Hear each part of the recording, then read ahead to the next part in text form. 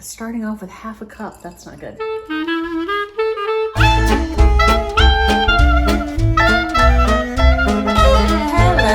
Welcome to another video. My name is Heather, and as always, I'm reading with a vengeance, and as always, I hope you are as well. Today, I'm trying something new. I saw Emma over at Drinking by My Shelf. Reading by myself. I saw Emma over at Drinking by My Shelf do this video. She's done a couple of them, and then other booktubers have followed suit, and I think it's just a really fun idea. So I thought I'd give it a shot. It's basically called, well, as you can see in the heading, Trash My TBR. What I'm going to do is I have a list of books that I want to read on my Goodreads. I'm going to go through some of them, and you're going to trash them. I have, I think, around 450 on my list. I'm not going to go through all 450, obviously, here. I'm also not going to go through the ones on my TBR that I already have in my possession, because there's nothing I can do about that. I'm going to read them, allegedly. But I'm going to go through the books on my Goodreads that I want to read that I don't have yet, and you're going to tell me why I absolutely shouldn't read that book. Maybe that will whittle down my TBR. Maybe, because sometimes I will find a book and just based on the trashed review that I read, I'll be like, I need to read that book. So you might have to get creative as far as trashing my TBR. What I don't want to read, if I talk about a book and you've read it and you love it and you put down in the comments, oh my gosh, I love this book, you must read it, you're not playing the game right. What I want you to do, if you are so inclined, if I mention a book and you hated it or you thought it was garbage, I want you to tell me so. Either you can just do a thumbs down, or you can get as eloquent as you can and tell me all the reasons why the book was garbage. I want to read bad reviews. Let's see if we can get started and see a few of the books that I have added over the years to my TBR. So on my Goodreads, I have a total of 445 books, which if I did the math, that'll take a solid five years to read. I'm going back to the ones that have been on my list the longest. And this is going back all the way to 2009. The book that's been on there the longest as of right now is Cell by Stephen King. Now it's on there because it's Stephen King. And if you've watched me before, you know I love Stephen King. And over the years, I am making my way through all of his books. I will eventually read all of them except The Dark Tower. I don't think The Dark Tower will be for me. But I have Cell on here, and I've seen it at the library. I don't know why I haven't read it yet, but there it is. Oh, here's a good one. This one's called Asylum by Patrick McGrath. It's rated fairly high. It's got 3.9. It's been on my TBR since 2011. I can't remember how I heard about this book, but it says, in the summer of 1959, Stella joins her psychiatrist husband Max at his new posting, a maximum security hospital for the criminally insane. Beautiful and headstrong, Stella soon falls under the spell of Edgar Stark, a brilliant and magnetic sculptor who has been confined to the hospital for murdering his wife in a psychotic rage. Well, of course she falls for him. So that sounds interesting. Have you guys ever heard of this one? Beatrice and Virgil by Yann Martel. So this one I added to my TBR. I know exactly why I added this one to my TBR, because Yann Martel wrote Life of Pi, which I absolutely loved. But this one is rated a dismal 3.17. I still have it on my TBR because I have hope, but I haven't read it yet because of the low rating. It says the story of a donkey named Beatrice and a monkey named Virgil, and also the story of an extraordinary journey undertaken by a man named Henry. It begins with a mysterious parcel and it ends in a place that will make you think again about one of the most significant events of the 20th century. Once you have finished reading it, it is impossible to forget. It sounds very intriguing. Why shouldn't I read it? Ooh, this one's interesting. These Things Hidden by Heather Gudenkauf. I don't remember how I heard about this one, which will probably be the case for most of these books. When teenager Allison Glenn is sent to prison for a heinous crime, she leaves behind her reputation as Linden Falls' golden girl forever. Her parents deny the existence of their once perfect child. Her former friends exult her downfall. Her sister, Bryn, faces whispered rumors every day in the hallways of their small Iowa high school. Shy, quiet Bryn, who carries the burden of what really happened that night. All she wants is to forget Allison and the past that haunts her. But then Allison is released to a halfway house and is more determined than ever to speak with her estranged sister. Ooh, that sounds interesting. I wish there was like a note feature on Goodreads where you can put where you heard about this book or why you decided to read it, because I want to know. But you need to tell me why I should read this or why I shouldn't read this. Let's get this list down, people. This one sounds interesting. This is called Be Frank With Me by Julia Claiborne Johnson. It's got a fairly high rating, 3.89 average rating on Goodreads. It's listed as contemporary fiction, humor. Reclusive literary legend M.M. Mimi Banning has been holed up in her Bel Air mansion for years, but now she's writing her first book in decades, and to ensure timely completion, her publisher sends an assistant to monitor her progress. Mimi reluctantly complies with a few stipulations. No Ivy Leaguers or English majors, must drive, cook, tidy, computer whiz, good with kids, quiet, discreet, sane. Full of heart and countless only in Hollywood moments, Be Frank With Me is a captivating, heartwarming story of an unusual mother and son and the intrepid young woman who finds herself irresistibly pulled into their unforgettable world. Why wouldn't I want to read that? Let's see if I can't find a bad review. Lots of good reviews, lots of good reviews. Be Frank With Me had all the makings for a great read for me, but then it didn't deliver and I struggled to get engaged with the plot and its characters. What do you think? Ooh, here's a controversial one. I know exactly why it's on my TBR. This is Final Girls by Riley Sager. Of course, Riley Sager is a darling of BookTube and Bookstagram. I've read Lock Every Door and Home Before Dark and The Last Time I Lied. Last Time I Lied was 2 stars. Lock Every Door was 3 stars. And Home Before Dark was, I want to say 3.5, but I gave it 4 stars on Goodreads, but you can't do a half read. I'm not super compelled by Riley Sager, but I guess I'm willing to give him another chance. Final Girls was rated 3.84. I'm sure I probably don't have to explain or read the synopsis. Popular Booktuber gave it 1 star, but then a couple of my other people who I'm friends with on Goodreads gave it 5 stars. So kind of polar there. You know, and the whole final girl phenomenon was super popular, I guess, last year-ish. I'm still intrigued. Why shouldn't I read it? This one sounds interesting. I can't remember why this was on. I added this to my TBR. This one's called The Two Lila Bennetts by Liz Fenton. It's rated 3.80.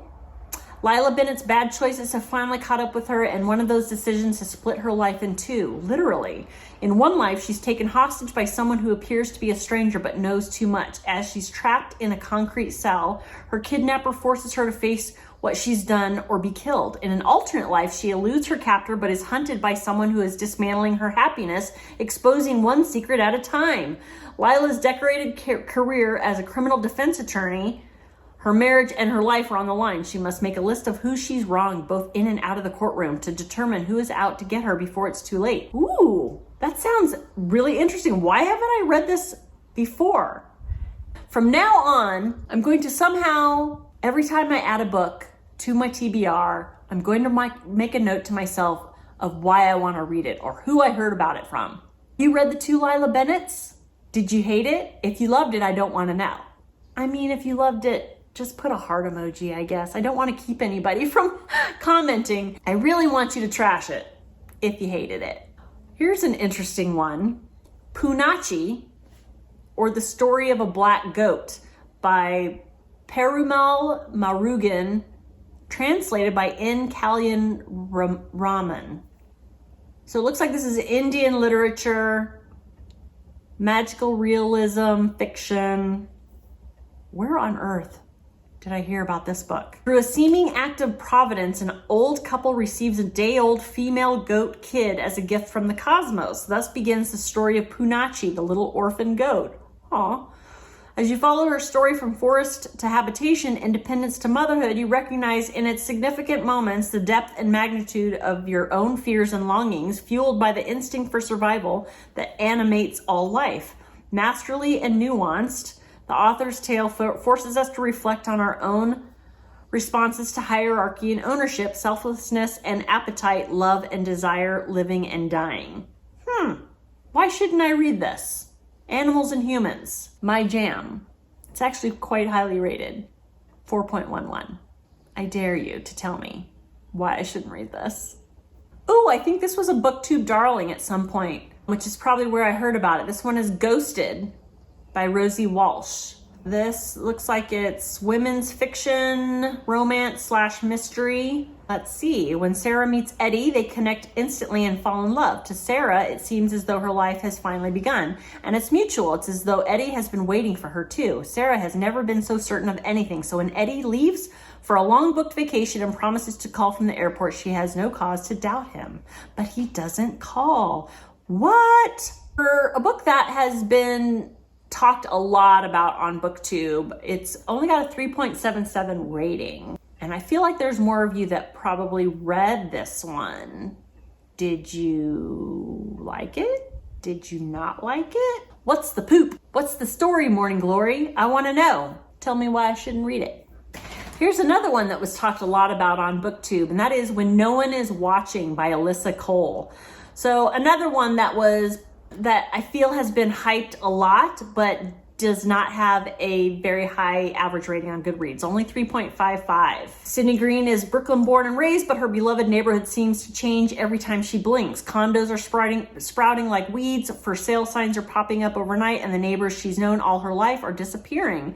To hold on to her community's past and present, Sydney channels her frustration into a walking tour and finds an unlikely and unwanted assistant in one of the new arrivals to the block, her neighbor Theo. But Sydney and Theo's deep dive into history quickly becomes a dizzying descent into paranoia and fear. Their neighbors may not have moved to the suburbs after all, and the push to revitalize the community may be more deadly than advertised. That sounds amazing. Why haven't I read this yet? Why did you hate it? Why is the rating so low on Goodreads? You know, I sit here and talk about the ratings on Goodreads. It's not the end-all be-all of ratings, but it's just kind of my meter as far as how a book's rated. At least one of them. Alyssa Cole, she's kind of a darling, isn't she? What else is she? Have I read anything else by her? No. Yeah, I'm pretty sure this one was added to my TBR because of a booktuber that I watched. A hyped book, not very highly rated. What gives? Okay, this one I'm probably going to play with fire because it's a book by one of my favorite authors, and that is The Book of Two Ways by Jodi Picoult. Now, I won't stop being friends with you if you trash her book, because I am asking you to trash my TBR. So I'm just kind of doing this as my way to play with fire because that's what I like to do. 3.65 average rating on Goodreads. I'm not quite sure why I haven't read this other than the fact that there's so many books and who has the time. And this is one of her more recent ones, published in 2020, I believe. Everything changes in a single moment for Dawn Edelstein. She's on a plane when the flight attendant makes an announcement, prepare for a crash landing. She braces herself as thoughts flash through her mind. The shocking thing is the thoughts are not of her husband, but a man she last saw 15 years ago, Wyatt Armstrong. Dawn miraculously survives the crash, but so do all the doubts that have suddenly been raised. She has led a good life. Back in Boston, there's her husband, Brian, her beloved daughter, and her work as a death doula, where she helps ease the transition between life and death for patients in hospice. But somewhere in Egypt is Wyatt Armstrong, who works as an archaeologist unearthing ancient burial sites. Why shouldn't I read this? I bet you there's like a, 1 star. See, it's just 1 star, 5 star, 1 star, 5 star. So one line from a 5 star, one line from a 1 star. Here's a 1 star. This was torture trying to get through the last quarter of this book. And then from a 5 star, the what might have been is indeed the crux of this emotionally rich and complex novel. What'd you think? Why shouldn't I read this book? Gonna read it anyway, probably. But you can trash it if you like. We can still be friends. Let's find one more from this nonsense. One more. A last one for this crazy video. So this one I know exactly why I put it on my TBR. So this one is called Free Food for Millionaires and was written by Lee Min Jin, the author of Pachinko, one of my favorite books. And I know Pachinko is going around BookTube right now, rightfully so. It's a fantastic book. And this one was written before Pachinko, I believe. The daughter of Korean immigrants, Casey Han, has refined diction, a closeted passion for reading the Bible, a popular white boyfriend, and a magna cum laude degree in economics from Princeton, but no job and an addiction to the things she cannot afford in the glittering world of Manhattan. In this critically acclaimed debut, oh, it's her debut, okay. Min Jin Lee tells not only Casey's story, but also those of her sheltered mother, scarred father, and friends, both Korean and Caucasian, exposing the astonishing layers of a community clinging to its old ways and a city packed with struggling haves and have-nots. I think it's going to be very similar to Pachinko in that it follows a family. It's a family saga, multi-generational, multi-subplots of different family members, classism, the Korean culture in white America. It might be one of those phenomena where an author who is very successful in a particular story kind of had her practice run with her debut story. Maybe, it's just a guess. That's happened. So this might not be as enjoyable for me personally as Pachinko. It's rated 3.79, so high-ish. Have you read this? Why shouldn't I read it? Come at me. I want to know. So those are the books so far. Are you up for trashing my TBR? I'm up to hearing about it. Now, as always, with any of my videos, it's all in good fun. Books are glorious, glorious things. Stories are wonderful, wonderful things. But you know what? So are opinions. And I'd like to hear yours on these, even if they are less than stellar opinions. So have fun with it, even if it is tongue-in-cheek. You could even get creative. And even if you love the book, find a creative way to trash it, and I'll probably read it because of that. That's just how I am. That's just me. It's how I roll. Guys, I hope you enjoyed this video. If you're still watching at this point, please consider giving that like button a boop and maybe subscribing. That is always much appreciated. I can't wait to read your comments. I think, thank you so much for watching, and I will see you next time. Bye-bye.